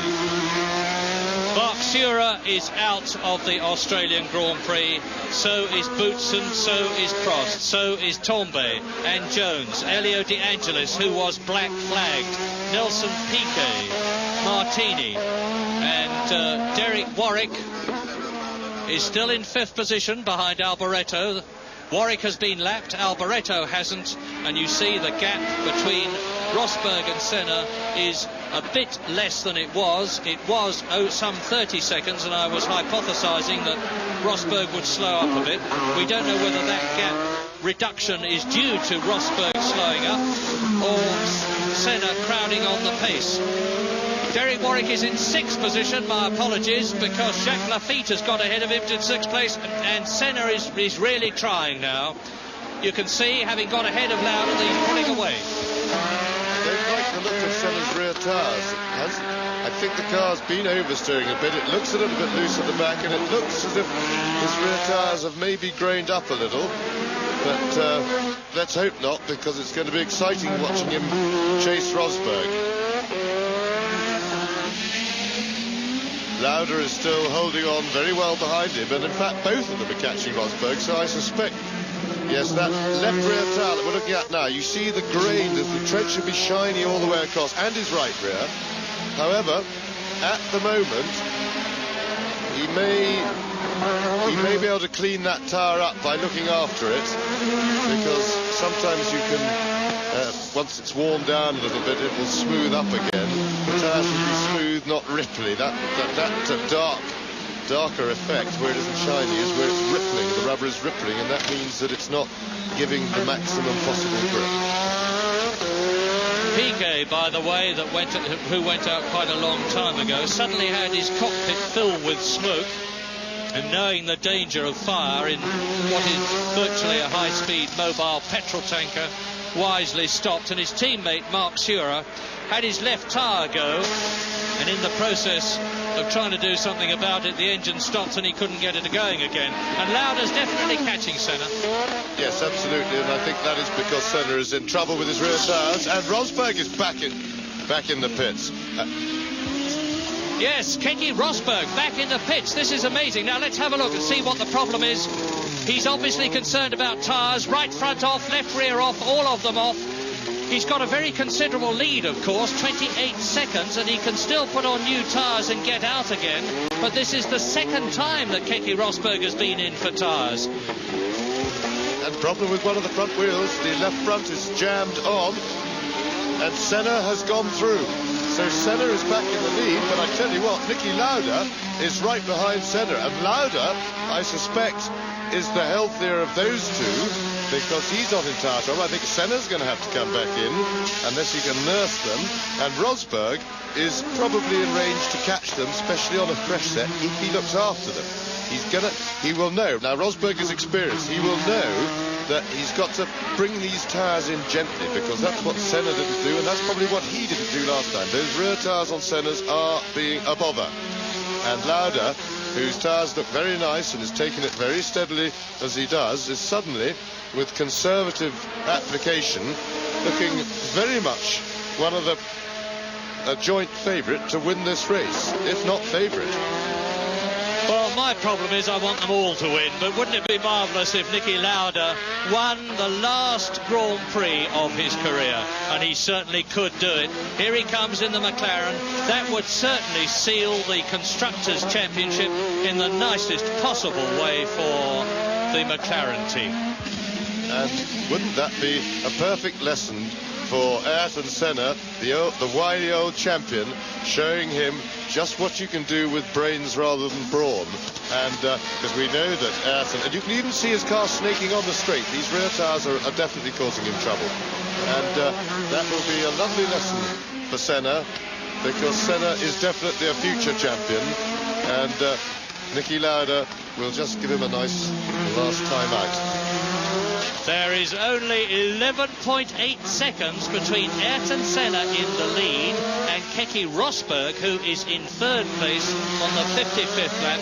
We are going to see an absolutely superb closing lap situation between these three great drivers, with Niki Lauda now right on the rear, on the gearbox of Senna's car, and he's in a good position to nip out of the slipstream of the Lotus on the straight and get through into the lead in the last Grand Prix of 1985 here at Adelaide, in a race that's been full of excitement, drama and interest, and Lauda's in not quite the position now to go through, but not far off it. Yes, I think Niki made a tactical error there. I think he should have dropped back a little bit as they came onto the straight and swung it in much harder, because he does need to pass Senna soon, because Rosberg, when he brings these new set of tyres in, with only some 10 plus seconds, there are 11 seconds in it, Lauda really needs to get past Senna and get away, because Senna will be holding him up now, and Rosberg will catch him too quickly. Niki Lauda, of course, hasn't been in for new tyres. He's a wonderfully smooth driver, is Nicky. And if anybody can make a set of tyres last the whole race, it will be him. He may well be on the B compound, which is harder than the C compound, which is the softest of all, and that could give him the advantage. And now he's certainly getting close to being in a position to draft past Senna on the Brabham Straight, the longest and fastest straight of any street circuit, where they do over 300 kilometres, 200 miles an hour. It's this corner. He wants to be dropped back a little bit. There's Nelson Piquet in the pits now. Lauda is a bit close. He wants to get a slingshot at Senna, but he's better positioned than he was on the last lap, and I think he's going to be able to duck out. Yeah, here he comes. Senna's not fighting back because he knows that he's in tyre trouble, and Lauda looking supremely smooth. Of course, the other thing is Lauda can afford now to drive hard on his tyres, which the others can't because they've got that much meat off them. They don't have the same potential heat build-up. Now you see that the tread faces on Lauda's tyres are nice and smooth. There's no grading, and compare it with the left rear of Ayrton Senna's. Although I think Senna's tyres are cleaning up. They look better now than they did a few laps ago, and it is possible to rescue a damaged tyre if you're very careful with it, and I think that is what Ayrton Senna's trying to do. Lap 57, and in his 171st Grand Prix, after not qualifying well, being 16th on the starting grid, Niki Lauda has shown all the brilliance that we know and has driven through to the lead with 25 laps to go if the race goes the full 82-lap distance as opposed to 2 hours. And Lauda now coming up to the Ferrari in front of him. You can see how he's pulling away from Ayrton Senna, who has clearly got a problem. And Lauda goes out, and I can't see whether it's Johansson or Alboreto. I think it is Alboreto that he's passing. And Alboreto is in 4th position. So now Lauda in the lead has lapped everybody up to the 3rd place man, who is Keke Rosberg. And I will give you the gap between Lauda and Rosberg, which was, last time I took it, before Rosberg's tyres had warmed up, 11.98 seconds. And it was actually Stefan Johansson that Lauda passed and not Alboreto. Now, here's Lauda, and he's completing the lap now. And the gap between Lauda and Senna is just about 2 seconds. Here is Rosberg. I see him as Stefan Johansson is caught by Senna, and the gap now is 10.3 seconds. Rosberg is gaining. Keke Rosberg in 3rd position on his 2nd set of new tyres. There he is catching the new race leader, Niki Lauda. That looks to me as if Rosberg did what others have failed to do in this race. He used his head then, and even he the first time, because he went out on a new set and ruined them. He had the intelligence and experience to come straight in and not soldier on, and he brought these ones in slowly now, and now he's flying. He waited for a few laps before he really put his foot down, and that could well win him the race. Lauda is well within his range. 6 cars on the first lap. Race leader, Niki Lauda. And off he goes. Niki Lauda's lost it. And he's completely smashed the front of the car. And he will reverse out because it looks to me as though he hasn't damaged the left front suspension. Let's look at it again. And let's watch Ayrton Senna. Lauda off, up onto the curbing, trying to avoid the concrete wall, but he smashed the left suspension. Lauda is out. Well, I don't know what happened there. He may have just knocked through it, but it almost looked as if the car snapped out of control so quickly. Something may have broken on it. It did seem to snap and turn sharp left. And there is Ayrton Senna, and Rosberg is in sight behind him now. And Derek Warwick, who had stood the chance of moving up a place, has gone out of the race as well. It's all happening. Adelaide is indeed alive, because now Ayrton Senna is back in the lead. There is Derek Warwick out of his last race for Renault, and we have the prospect now of seeing Keke Rosberg catching Ayrton Senna and taking the lead. Senna with a new nose on the Lotus. There is Stefan Johansson in the background. You remember what the gap was? 11 seconds. You've just seen it's 5.6. We're on lap 59, 23 laps to go. The closing stages of the Australian Grand Prix are going to be something to see, because look at Rosberg in the background, behind Johansson. The gap is visibly closing. Keke Rosberg, the 36-year-old Finn who lives in Ibiza, flies his own jet plane, is immensely wealthy, a great wheeler dealer, is about to try and catch Senna and I think succeed. Yes, absolutely, and there'll be no need for his pit to signal him gaps now. He can see Ayrton Senna. He'd like a clear view of him so that without Johansson in the way.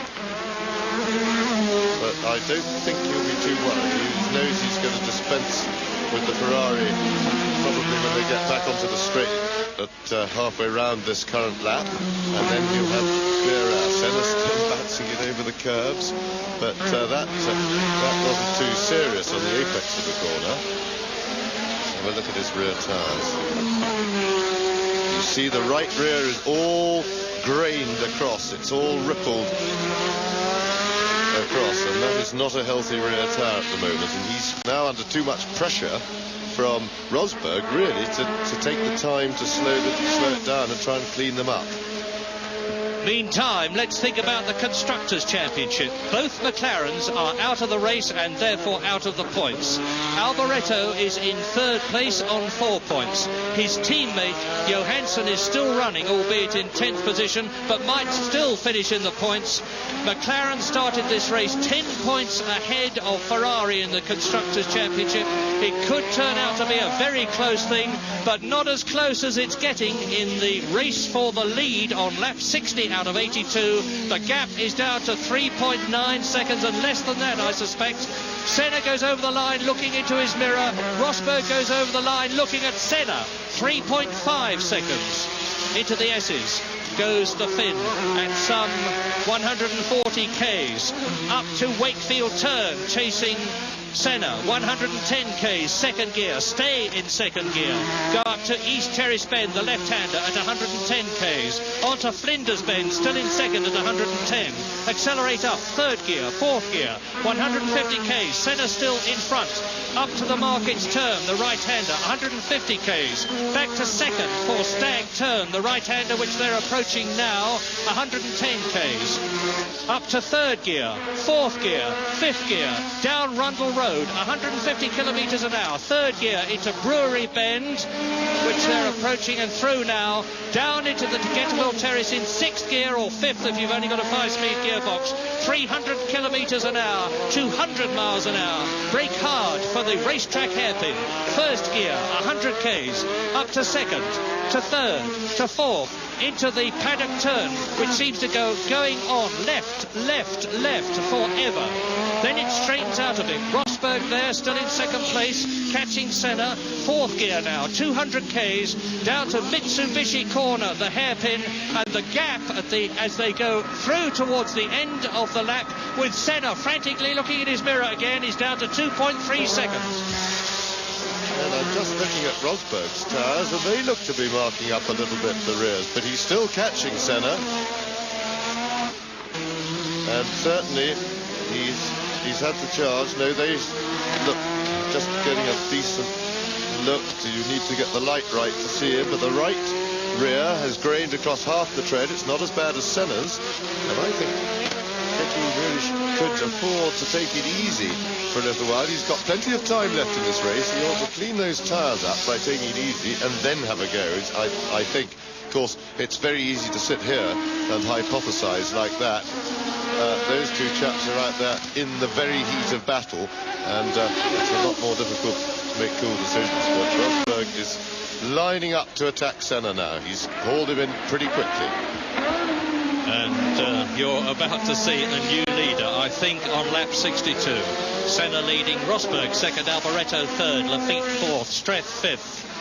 In sixth position, and there he goes, Senna, it slows, and Rosberg goes through.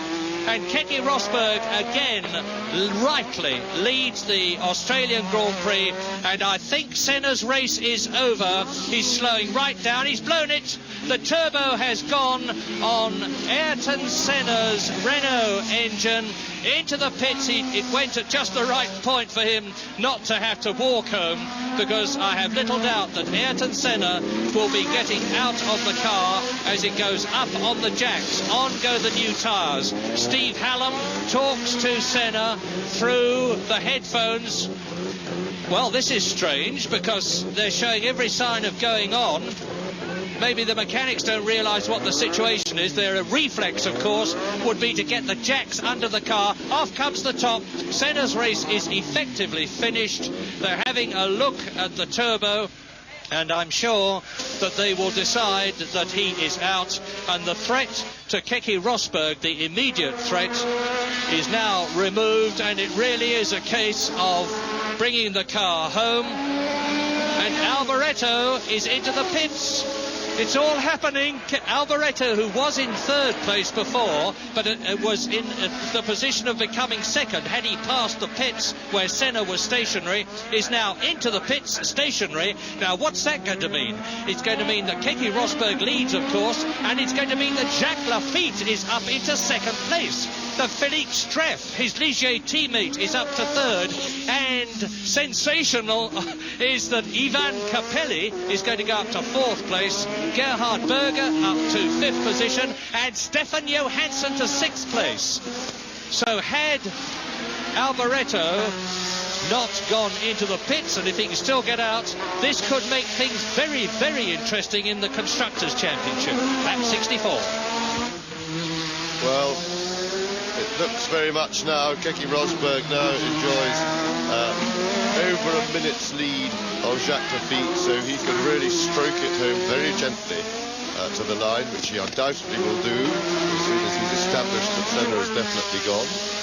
And all he'll be doing is looking after the car and making sure he makes no mistakes, being very careful when overtaking back markers, and that should be ample. Well, they're still working on Senna's car, but I wouldn't think, unless they can do something pretty quickly, that he really is going to be able to get out of the circuit with any chance.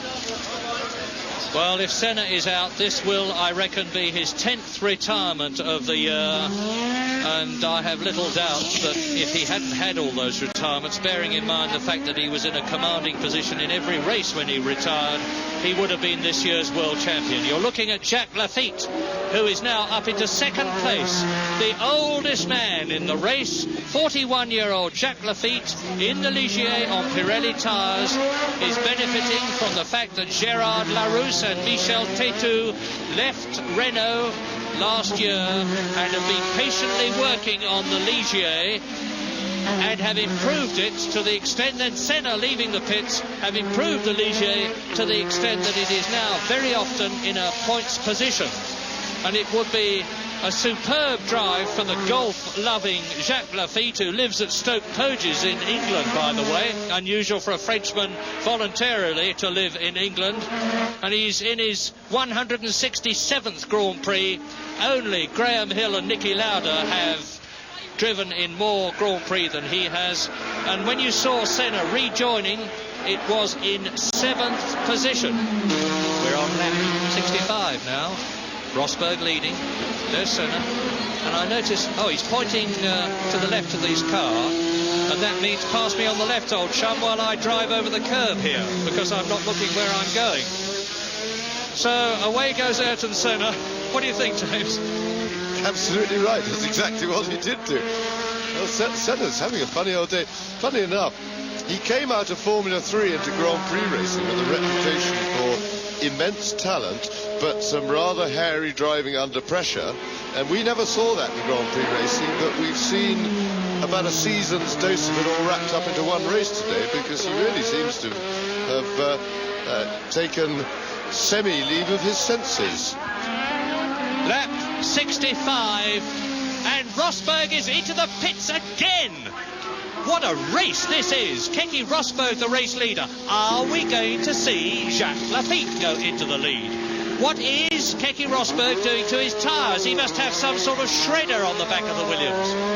Well, that was the first bad start. The way he lit them up and smoked them away. They're obviously proving a bit fragile. The problem is, you see, on a new track, the conditions change faster than on obviously a track that's well run in, and we must be sympathetic to the companies and everybody in that you can't anticipate fast changes in track conditions. Senna back in the pits, but I think his day's work is really over. The car, yes, he's out of the car, so that's leaving the office and locking it up. So Rosberg, of course, could afford the luxury of that stop. He's well in front. He had plenty of time to get in and out, and he's now well equipped with nice new shoes on, which should get him to the line because he won't even have to hurry. There is Jacques Lafitte. We'll get a clock on it to tell you what the gap is in just a moment. Yes, Jacques Lafitte. And they say of Jacques Lafitte these days, he will drive as fast as the car will go, and very often the car won't go fast enough for this man who's won 6 Grand Prix in his career, has had an incredible 207 points. He actually, as a matter of interest, jointly owns a golf course with his fellow golf fanatic Alain Prost, and there's nothing more that Jacques Lafitte likes when he's out of the Grand Prix car than to have a round of golf or patiently sit on the riverbank fishing. They may seem 3 unusual combinations, but that's it. Rosberg leads then. Then the 2 Ligiers. What a wonderful ending for the Ligier team. But 45 seconds between Lafitte and Rosberg. Ivan Capelli, in only his 3rd Grand Prix, is in 4th place. Gerhard Berger, a lap adrift. Stefan Johansson, the Swedish driver of the Italian Ferrari, in 6th place on 1 point. And that's Keke Rosberg, really stroking the about 850 brake horsepower. He's 1.5 litre, 1500cc Honda engine will be producing. And if Rosberg wins, that means to say that the Williams Honda team will have won the last 3 Grand Prix, because Mansell won in South Africa, he won before that in Brands Hatch, and it will make the 4th Grand Prix win for the Williams team in the season. They're currently in 4th position in the championship, but the 9 points, in fact the 9 points that Rosberg should get could make them 3rd equal in the Constructors' Championship with Lotus. Yes, a tremendous return to form by the Williams team, and great credit to them. They worked very, very hard. They had trouble with their chassis for a while. Then the Honda engine needed developing, and all credit to the Honda engineers who've done a fantastic amount of work. The engine has been improved steadily during the season. And to be quite honest, Nelson Piquet must be standing beside the track licking his lips for next year, because he has signed to drive as #1 for the Williams team, and he must be loving this. Another team and driver that must be loving this is the gallant little Italian Osella team, who have tried so hard on a minimal budget to get something done. And their Dutch driver, Hub Rotengatter, although he's 3 laps behind, is now in 7th position. Only 1 position out of the points. Look at that. And Mansell's out, Cheever's out, De Angelis, Torbay, Jones, Prost, Boots and Sura, Lauda, Piquet, Warwick and Senna are all out of the race, and there are only 9 cars running on lap 68 with 14 laps to go. There is the #1 on the road car, #6 on the car itself, Keke Rosberg. That's the second man, Jacques Lafitte, who is 42 seconds behind Rosberg. Philippe Streff is 26 seconds behind his teammate Jacques Lafitte. Capelli is on the same lap as Keke Rosberg, and he can be very, very proud of that. Look at the full grandstands here at Adelaide as Rosberg goes left, right through the S's, up towards the right-hander at Wakefield Turn, the 90-degree bend, which leads after a short squirt down to another left-hand left-handed, right-hand bend, if you follow me. And that's East Terrace Bend. Then along to Flinders Bend, another right-hander of 90 degrees. That's where he is now. Up onto East Terrace, into the very fast and deceptive S, which leads up to Market's Turn by the fruit and produce market. Actually, we talk about Adelaide being a street circuit. It is a road, a natural road circuit, but it doesn't actually go through streets in the sense of having buildings on both sides of the course anywhere. Just going back to the question of whether we'll complete the full distance for this race, we got through half distance in just under the hour, but with all those pit stops and of course the fact that Rosberg has now been able to slow down, he may be able to get it down to 81 laps by getting, or something like that. It's a bit of a difficult one to calculate, but we're working on it. But I would think that the 2-hour rule may well be in line to be invoked here. Heaven knows how many million people, as we watch Pierluigi Martini back in the race and now ride with Keke Rosberg, around the world are watching this telecast. We know that a lot of people in Australia are, but it's the first time that the 100,000 of them or so who are actually watching this Grand Prix will have seen one on their home land. And I hope they're enjoying it as much as all of us are. It has been a tremendously interesting and dramatic race, and Rosberg still leads by now 43 seconds from Lafitte. Well, my colleague Philip here has just calculated it, and it comes out that at the present rate of progress they'll finish the 82 laps in 120.3 minutes, which means that they will complete 82 laps. You understand what I mean? Because when they go past at 81, it won't be 2 hours.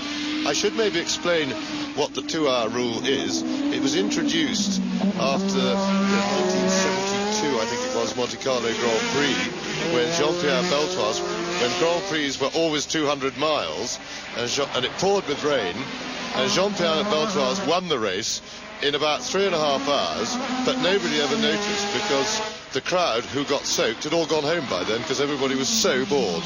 So they decided to make it that if a race was slow, like on a street circuit with rain, that whatever happens, a race would be stopped at the end of 2 hours, and a good rule it's been. You're looking at Stefan Johansson with Philippe Streff snapping at the gearbox of the Ferrari in his blue Ligier. Swedish driver against a French driver.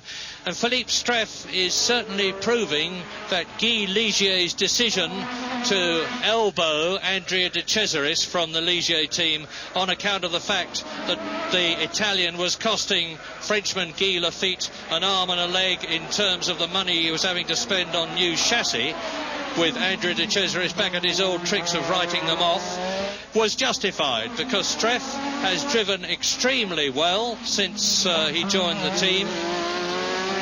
But Guy Ligier will be a very worried man because, notwithstanding the fact that he's a Frenchman, a friend of Monsieur Mitterrand, the Prime Minister, has been told by Renault that he is not going to get any Renault engines for his team next year, unlike Lotus and Tyrrell, who are. Monsieur Mitterrand, I have been told, is the President of France. My apologies to him. And so Ligier has got to go looking for new engines. We know that BMW, having allocated their engine to Tolman and promised them to Arrows, provided certain requirements, I understand, are met, are hardly likely to give Ligier engines.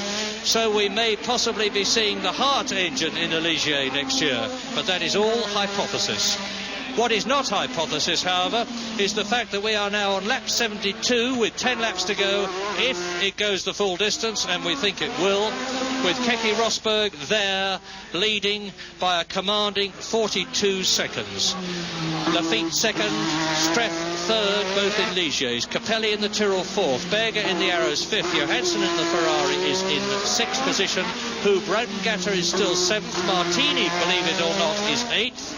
And those are the only runners left in this race. Keke Rosberg has put up the fastest lap so far, 1 minute 23.758, which is just about 4 seconds off the pole position time put up by Ayrton Senna, which is about par for the course. And I'm quite sure that the man who will be most unmoved by his victory, if he has it, will be Keke Rosberg, who takes every race the same, be it a win or a retirement. His attitude is some you win, some you lose, and you must expect to do both if you're good enough. And if I win, I'm not going to be euphoric about it, and if I lose, I'm not going to be too downcast about it. An admirable attitude. But then I suppose when you're driving in your 98th Grand Prix, you've seen just about everything that can happen to you. Lap 72. And that's the arrows that we're looking at of Gerhard Berger chasing Jacques Lafitte, although Berger is a lap adrift. And Berger is another man who has made his mark on Grand Prix racing this year, and I'm sure we're going to hear a great deal more of. Comes from Virgil in Innsbruck, and this is only his 20th Grand Prix. An ex-saloon racer, and not so ex, because he was driving a BMW saloon, Greg Siddle's Gould racing car, in the touring car race here yesterday, and got elbowed off at the point that he's approaching now. Went straight into the gravel that you'll see on the left shortly. There it is. So he's probably keeping a wary eye on that as he follows the Frenchman, Jacques Lafitte, in second place. Jacques is just a little bit closer to Keke Rosberg than he was. He's got the gap down to under 40 seconds now.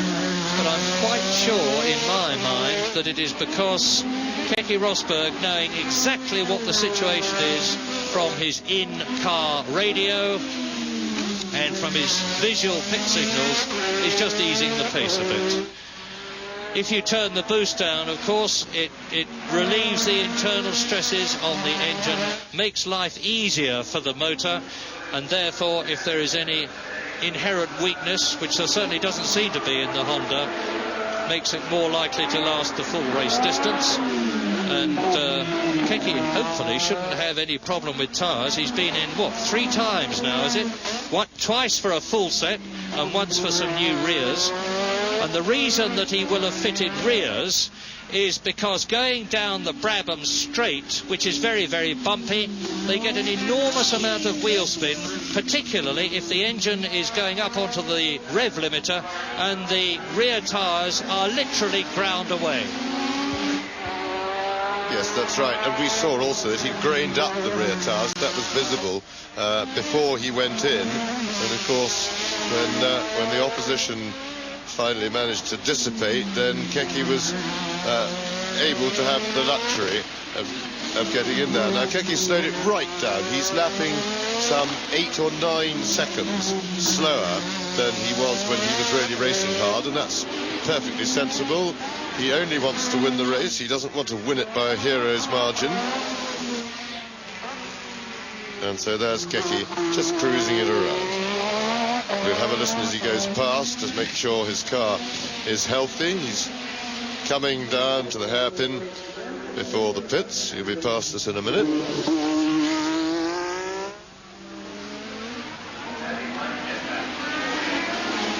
Nice, healthy sounding engine. Makes it look very easy, doesn't he, as any top man in any sport does. But Keke's still riding the curves, which surprises me a bit. What a difference there is at this superb Adelaide street circuit now compared with when these Grand Prix cars went out for the first time on Thursday. Then there was so much dust on the surface that they were getting enormous wheel spin, said it was like driving on black ice. But now, after 2.5 hours on the circuit on Thursday, that's Frank Williams in the headset and Frank Durney in the white cap, Keke Rosberg's race engineer, the Japanese Honda mechanics around Frank Williams, the man who has risen from selling second-hand racing cars to being an extremely wealthy man with an absolutely magnificent racing car factory at Didcot in Berkshire in England.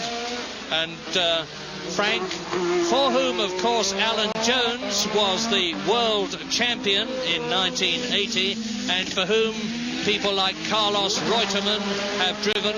Nigel Mansell, Keke Rosberg, looking anxiously down the pit lane, listening on his headset to see whether Rosberg, who crosses the line to complete another lap, and that's his 75th gone, and therefore 6 to go, including the one he is on, has got any problems that he wants to communicate through the radio. Rosberg coming up now to catch and pass Martin Brundle, the young Englishman in the Tyrrell, who was pushed off the course when another driver came out of the pit lane in practicing and severely deranged the rear of his Tyrrell with its Renault engine, and has been into the pits for, that was in practice, and has come into the pits, and Brundle is actually now too far back to be qualified as a finisher in this race. What's going to happen in the World Championship if the points, the positions remain as they are? Well, of course, nobody can beat Prost. He's retired from this race. More's the pity, but he retired as world champion. Michele Alboreto will stay in second position. Keke Rosberg, however, will move up to third position ahead of Ayrton Senna in fourth place. Elio De Angelis will be in fifth position, and Nigel Mansell will be in sixth place. And of course, in the Constructors' Championship, McLaren will, for the second year in succession, be the winners. Notwithstanding the fact that Stefan Johansson, the second of these two cars in the Ferrari, is now in sixth position behind Gerhard Berger fifth, Ivan Capelli fourth, Philippe Streff in third place, Jacques Lafitte second, and Keke Rosberg in the lead. McLaren will have 90 points, Ferrari will have 81, Lotus will have 71, and Williams will be third equal with the Lotus team, thanks to the fact that Rosberg has won. Now, I'm counting chickens before they're hatched, because Rosberg hasn't won. And there's been many a Grand Prix when the winner in the... There's Lafitte pointing ahead of him. I wonder what that's all about. Any clues, James? No, although he was going past his pit, he might just have been signalling about his front tyres.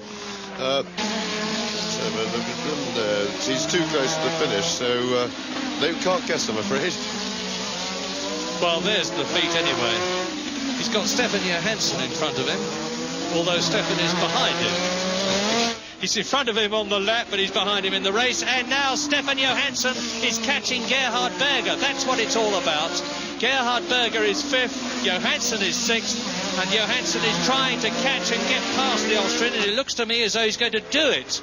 The two cars that you're looking at in the front, Berger is fifth in the Arrows BMW, Johansson is sixth in the Ferrari, but even if Johansson won this race, it couldn't make any difference to the positions, and he's going through and taking Berger of Ferrari and McLaren in the Constructors' Championship. He is not going through and taking Berger, he is going through and taking Berger, and has done so. So Stefan Johansson moves up into fifth position and off goes Berger. That's for nothing. And oh, what a pity, because he was going to get 1 point. Is that inexperience again? I think it was lost concentration after the drama. Here we see again the battle. Johansson was a little bit cruel. He really leant on him. Now, you see Berger run wide there. Johansson gets the tail out, but he keeps it all together and goes through. And then I think Berger, after that little bit of excitement, he will be very tired by now, remember. Very, very tired. But he kept his engine running, and he should be able to reverse out of that and limp home, possibly to keep his point, because he's got plenty of laps on Hugh Rottengatter, in which case he will... now, here we go. Now, he just went wide, because I don't think he hadn't damaged his car before that, so that I think he just fell asleep. And remember, these drivers are very, very tired by now. This is very hard work. And but anyway, with a bit of that, Berger can back out and reclaim his point. I was trying to remember, while James was talking, when the last time that we had a race go the full 2 hours in the dry. We've had races last 2 hours, but not the full planned race distance because it was wet and the race was slowed down. But to have a race go the full 2 hours in the dry is pretty unusual. And when you bear in mind that this course is not only very tough on brakes, extremely tough on brakes and on gearboxes, but also, of course, very tough on drivers, particularly in this over 30 degrees heat here at Adelaide. Yes, of course, what has slowed it right down now, of course, is the dissipation of all opposition to Rosberg. He's lapping very slowly by his standards, but he's got a huge lead. And we've got some 4.5 minutes left before 2 hours to go, and on that basis it's going to stop it a couple of laps short at least. So it's up to us to keep our eyes on the flag marshals at the start of, there he is in his yellow blazer and his very smart black and gold cap, and the checkered flag already at the ready, because Keke Rosberg is on lap 79 out of 82 on his way to a historic victory. Historic for 2 reasons. One, this is the first ever World Championship Formula One Grand Prix in Australia. The World Championship is now truly worldwide. Historic reason number 2, Keke Rosberg is driving in his last Grand Prix for the Williams team, having driven for them for the last 4 years. This would be his 5th victory for Williams. He's being followed by Martin Brundle. It looks as though it's going the full 82 laps at the present moment. No, it can't do. We've got 3 laps to go. We may or may not. The 2 hours will go probably in the middle of a lap, and he may get round to complete.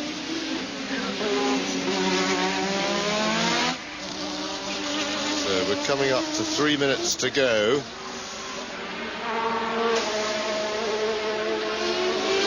I mean, Rosberg can in fact control the situation if he's aware of it. There's 3 minutes to go only to the 2 hours. So he will complete this lap and the next one, which will make him 80. And if he complete the next one, then he will go round to the 82. And don't think that it's all over bar the shouting. I well remember when Australia's greatest driver, 3 times world champion Sir Jack Brabham, was leading the Monaco Grand Prix ahead of Jochen Rindt in the Lotus, and Sir Jack was in his own Brabham car. He came up to the last corner on the last lap. He had a severe attack of brain fade. He went off into the barriers and lost the race with only about 200 yards to go. Well, now Keke Rosberg is on the 81st lap in this race with a planned distance of 82 laps. Gerhard Berger, as he went past and down into the S's, was clearly missing his gears, so let's hope he hasn't over-revved the BMW. But Keke Rosberg may well be on the last lap of the race now. He's going to win if he is by 37 seconds, and the Ligier of Jacques Lafitte and Philippe Streff are absolutely together for second place. Look at this. Now, is Streff going to defer to the team leader, Jacques Lafitte? I doubt it. It's end of term. Lafitte's waving away. No, Streff is showing full determination. And Lafitte is telling him to slow down, and Streff doesn't care. Well, I sympathise a bit with Streff, but Lafitte's shutting the door on him hard anyway. So these two are having what we hope is a nice friendly bit of rivalry. That's your problem, Jacques. I can almost hear Philippe Streff saying, Jacques Lafitte at the end of his Grand Prix career, Philippe Streff at the beginning of it, and if Philippe Streff gets in front, he may incur the wrath of somebody, but he should worry if in the process he enhances his reputation. And here is Rosberg. Is this the last lap? Well, it is the last lap now, because he's on lap 82. Yes, and that's perfectly timed, because 2 hours is coming up. It will be up, and there we are. And what a battle. Now, let's have a look at this again, because Jacques Lafitte is furious with Streff. He's angry with the new boy, and he's hit him, and Streff is going to be out of the race. He's destroyed his suspension, and that must be black mark for Philippe Streff, because Jacques Lafitte clearly wasn't going to let him by, and Philippe Streff has really blotted his copybook in that means to say that Guy Ligier is going to lose a lot of money, because instead of having 2 cars home, and Streff is going to try and go for it, he's over the line into the last lap, so he will almost certainly qualify third, because Capelli is a lap behind Streff, who's manfully trying to get the car home. But what a silly manoeuvre, because he could so easily have finished in style, as Keke Rosberg is about to do, because he's into the last stages of the last lap of the first Australian Grand Prix, a race which has been full of interest, incident, drama and excitement since the lights went to green. Yes, a marvellous weekend for everybody, as Keke Rosberg comes up to win, and well organised the Australians. A truly marvellous race with lots of drama. Victory, the 5th in his Williams career and his Formula One career for Keke Rosberg, the 2nd of the year. Stefan Johansson crosses the line to finish in 5th position, but lapped by Keke Rosberg. We wait now for Jacques Laffite to come in, and here he is. The Frenchman is going to finish. That's Philippe Streff, I'm sorry. We're waiting for Jacques Laffite as we see Streff, and his front wheel is about to come off, I think. Rosberg touring in, and Streff's only just going to make it without his front wheel coming right adrift, because he's got a real handling problem now, to put it very mildly. Indeed, the front wheel, look at that suspension on Streff's car. Laffite has meantime finished in 2nd position, and Streff is either going to come home on 3 wheels or just fail to finish. He's going now into paddock turn. Well, he can get the car home, and I'm looking at the timing apparatus now to see how far Ivan Capelli is behind him. Too far to finish in 3rd position, and Streff is amazingly going to finish as Martini goes past him to unlap himself. But Streff has got a most peculiarly designed Ligier now, with the front wheels out of track, out of line, out of kilter, but he's into the finishing straight to finish 3rd, but having been unlapped by Gerhard Berger. So the Australian Grand Prix won by Keke Rosberg. There he is. 2nd, Jacques Laffite. 3rd, Streff in the 3-wheel Ligier. 4th, Ivan Capelli, 1 lap short. 5th, Stefan Johansson. 6th, Gerhard Berger. A truly exciting, dramatic, interesting race, and a wonderful one for Keke Rosberg. And not a very wonderful one for Philippe Streff, who will be shuffling back to the pits. I haven't seen Guy Ligier here, actually, which is just as well for Streff, because Monsieur Ligier is an ex-French international rugby player, and to say that he is irascible is a masterpiece of understatement. And Streff would be very wise to keep his crash helmet on if he's going to have an interview with Guy Ligier. Rosberg out of the car. There is Stefan Johansson.